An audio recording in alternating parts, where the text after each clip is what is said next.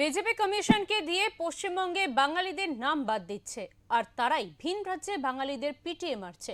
শুক্রবার সাংবাদিক বৈঠকে এসে সংবাদ মাধ্যমের মুখোমুখি হয়ে বাংলায় এসআইআর হয়রানি এবং ভিন রাজ্যে বাঙালিদের উপর অত্যাচারের ঘটনার জন্য কেন্দ্রীয় সরকার এবং বিজেপিকে দায়ী করেন মুখ্যমন্ত্রী। বিহারে কালকে একজনকে পিটিয়ে হত্যা করা হয়েছে এবং প্রতিদিন পরিযায়ী শ্রমিকদের উপর অত্যাচার হচ্ছে, আক্রমণ হচ্ছে। ডাবল ইঞ্জিন সরকার, যেখানে বিজেপি গভর্নমেন্ট আছে, তারাই এখানে মানুষের নাম কাটছে আর তারাই আমাদের লোকেদের পিটিয়ে হত্যা করছে। এর থেকে নক্কারজনক ঘটনা কিছু হতে পারে না। মানুষ যদি বিপদে পড়ে, মানুষের যদি বলে মাধ্যমিকের ডেট অফ বার্থ, মাধ্যমিক সবাই আপনারা জানেন স্কুলের সার্টিফিকেটটাই সিন্স ইন্ডিপেন্ডেন্স আমরা ডেট অফ বার্থের সার্টিফিকেট হিসেবে গ্রহণ করি, কারণ আগে তো ইনস্টিটিউশন ডেলিভারি ছিল না স্বাধীনতার সময় থেকে। আজকে যদি হঠাৎ বলে দেয় 2 মাস বাদে যে আবার নতুন করে চ্যাপ্টার খোলো, এটা গ্রহণ হবে না।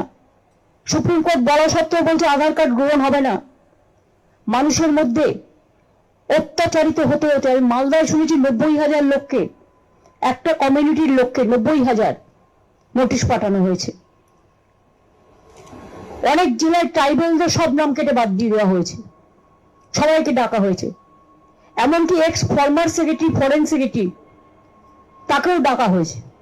অমর্ত্য সেনকেও ডাকা হয়েছে, লক্ষ্মীরতন শুক্লাকেও ডাকা হয়েছে, দেবকেও ডাকা হয়েছে, কমটন দত্তকেও ডাকা হয়েছে, জয় গোস্বামীকেও ডাকা হয়েছে। কোন স্টেটে হচ্ছে না এগুলো, একমাত্র বাংলায় এই সবগুলো। কেন? অন্য স্টেটের বেলায় সবকিছু অ্যালাউড, বাংলার বেলায় কিছুই অ্যালাউ নয়। তো ইলেকশন কমিশন কি ঠিক করবে?